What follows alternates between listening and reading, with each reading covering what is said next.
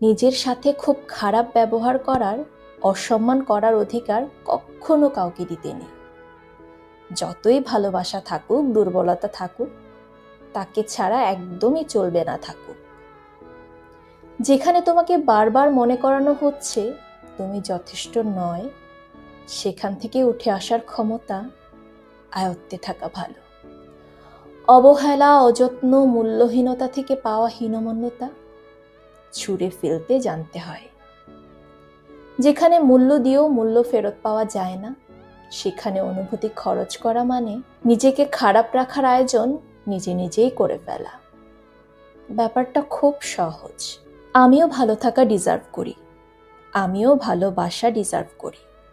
নিজেকে যত মনে করাবে তত স্পষ্ট হবে কার পাশে বসে সারাটা জীবন কাটিয়ে দেওয়া যায়, আর কার পাশে দুদণ্ড বসে থাকা উচিত নয়।